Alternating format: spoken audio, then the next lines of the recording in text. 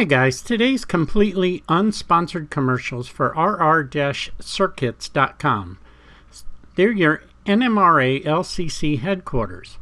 Dick and Karen are great folks to work with. They specialize in things for DCC and LCC for animating your layout and for interfacing all types of hardware. They have an extensive catalog and very great prices on their products. You can give me a call at the numbers listed on my website or give Dick and Karen a call. They would love to hear from you. Tell them Creaky Chair Models sent you. Hey guys, Larry here with Creaky Chair Models. This is the long-promised Arduino sensor video. These are infrared sensors. They're typically between 80 cents and $1 on eBay or Amazon. Amazon, they're available Prime, so you can get them for maybe a few cents more, but you can get them the next day. There's two parts to it that are visible. This is the transmitter, and this is the receiver. Right here is a pilot light, and right behind it is a light that comes on when the sensor's active. I'll hold a piece of paper up for it to reflect off of, and you'll see that light come on. It's a white piece of light, so I can go back quite some distance, which I'm currently about 9 inches to 10 inches. And that, it's about the maximum range. It can be up to a foot, yeah, with a reflective. There are some conditions I want to go over quickly. The shinier or the wider the thing that it's reflecting off of, the better the distance is. I'm going to show you a piece of black polystyrene I have here. I'll put it in front of the camera. It's two-sided. This is dull, and this side is a little more shiny.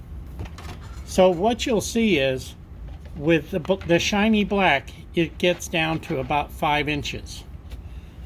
With the dull black, it'll actually almost come into view before you'll see it come on. It's down to about 3 inches. One of the problems with using this from the side of a locomotive is a lot of them are black, or the trucks are black, and so you've got to keep it really close to the track. Now if you shine up through the track, not so much of a problem, but realize that's two 5mm LEDs right there. So it's a 10mm hole. Now, the caveat is, if you want to unsolder these and replace them with 3mm versions, you can. I have another alternative I'm going to go over in a minute. But first, I want to show you how you adjust the sensitivity on it correctly. Okay, so what you do is, there's a little potentiometer right here. It's very simple. What you do is you adjust it until that light comes on. You adjust it clockwise until that light comes on. Then you back it off until it just goes out, and that gives you the maximum range. Now, if you find that you've got something and you only need to cross one track, you just keep adjusting it counterclockwise till it goes out, and that gives you the range you want. There are some problems with these. Besides the black, this output over here on that white wire is an analog output. So when you hook it to an Arduino digital input, there is a very gray zone where it can be positive or negative of a plus, a high or a low. So you can get some intermittent problems. Honestly, you're better off hooking it to an analog input, doing an analog read, and anything below 500, you tell it it's a low, and that way anything above 500, it's a high. That's kind of halfway in between. It's 1,024 total range. Okay? So that's the basic sensor as it is. Now, I've come up with another way. And oh, by the way, so when that sensor is covered, you would think it actually goes high, but it does not. It actually goes low. So that'll become very important here in a second. Okay? I'm going to pause and show you one of the things I've done with that sensor. So I created a little jig, the same sensor. I just remoted the receiver, and I just basically cut it off, soldered 2 wires to it. You'll see a little bit of white here. That's just from the accelerator on the super glue, but it's a demo. So now you'll see the light is on all the time. Okay, I use this whenever possible because you can remote this one also and stick the board underneath, and you can put them in little buildings or something and then write your code accordingly. So right now it's low. So that's one way around it. So, and it is handy to do that. Even so, I would still use the analog input just in case. If you get flashes in between, between trucks or something like that. But you can see the basic premise on this. So I have another sensor I'm going to show you here in a minute. I'm going to pause again and we'll come back to this other sensor. Okay, I'm not going to turn this one on because all you're going to see would be the same things. There is one difference. You'll notice the previous one, which I'll slide back over here, has 3 wires.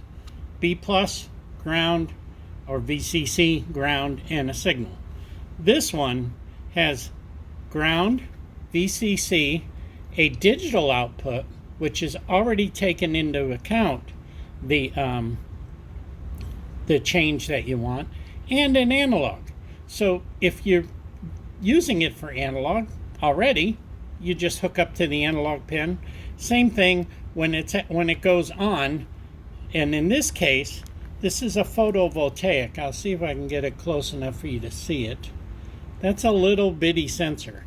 And I have remoted this guy. You take it, cut it off, and use either a new one or you gently solder 2 wires onto it. Now if you notice, the board has a plus and a minus here. Okay, that plus and minus really doesn't matter with a photovoltaic sensor, but you can replace it with an infrared sensor as long as you hook the plus and minus up. So this thing's a little over 4 millimeters wide and 2 millimeters, well, I guess it's 2 millimeters wide and 4 millimeters long. Looks great inside of a track. It's real hard to see. So if you remote it, you can set this board somewhere else, and you can run, I've run this 12 feet with no problem at all. This one is exactly the opposite on the outputs as that one. So when this one is covered, the digital out and the analog outs go high, and uncovered, they go low. So it's the same as this guy back here. So if you wrote the code for this, you're okay to just change this out. The sensitivity on this works almost the same way. I basically turn the pot until it goes out, click it up 1 notch, and that's the maximum sensitivity. So again, this one wasn't very much either. I'm going to say these were about $1. And it works really well. There's one more. I've got to locate it, and if you give me just a minute, I'll be right back. All right, so here's the last one that I'm going to show you today, just to keep the video short. This one has a send and a receive on it. Send, receive, same thing, and you'll notice they're in a little enclosure here. The board, all the adjustments in the LEDs are on the back. So this thing's automatically at 90 degrees. The first one, you can actually bend those to 90 degrees should you choose to. The maximum range on this one is about 5 inches. So if it's right next to the track and you put some shrubs over it, yeah, it'll work great. But the key thing is, it also has the analog and digital outputs. That's huge, guys. In the Arduino world, it gets rid of a lot of problems. So these are all available on eBay. I'm going to do my best to put the links, at least the Amazon links, in the video description. This was a fun little thing experimenting with it. I have been using the originals here for years, and I have them literally on dozens of layouts. But I will be honest with you, I'm replacing it with these. This one right here with the photovoltaic. When you put the infrared sensor on there, the clear one, It just works so well. And I've got 3mm ones. You can literally put them in the track, and you're going to have to put a marker so you know where they are, or you'll lose them, and it'll take you a while to find them. So, as always, if you have any questions, feel free to reach out to me. My email is on my website, creakychairmodels.com, or you can find me on Facebook under my business, Creaky Chair Models LLC, or just my generic Creaky Chair Models page. This will be posted to both of them. So just reach out if you have a question. I'll be happy to help you guys. There's no real code. I would recommend there are some demos that will let you read the analog and put it on your screen via the serial adapter for the Arduino. You can kind of see what these things work like in your lighted area, and maybe you can adjust that code set down to 400 if that works better for you. Okay, so that leaves that variable for you. But with this one, it's pretty stable. So I found that with this photovoltaic, I turned off all the lights here in the shop except the strip of LEDs that's up here under the bench and one overhead light on the other side of the room. And I had adequate light to toggle this thing.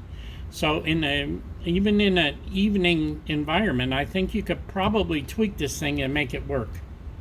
I hope you got something out of it. This one is not a failure because I believe if you remote the sensors and the transmitter, you'll get a decent output, and you have the digital output, and you can see it's labeled there. I think it's even labeled on this one. Yeah, it is. You can see the outputs are labeled on there. So hookup is very simple. I would recommend you don't use the 5-volt output. Even though these things only draw about 25 milliamps, really that's all they draw, I would still put an external 5-volt power supply. Maybe use one of the regulators I've covered in previous videos, and because they're good to 2 amps, and you can power 10 of these sensors and the Arduino and a couple of relays and not even come close to taxing it. Thanks a lot, guys. I hope you enjoyed it. Have a good night. Okay, guys, I have one more little amendment to this. I forgot to point it out, but if you look, you can see kind of a purplish glow here. That is actually a troubleshooting hint you can use your cell phone to see, because it will actually see that infrared. And you can see when I get it spot on, it gets darker and darker. So, and if I get it even closer, it'll get brighter. I just got to get it to the right angle. But you can see the purple shows up, and that tells you that the thing is actually transmitting. So if you ever have a doubt, that's a quick troubleshooting hint.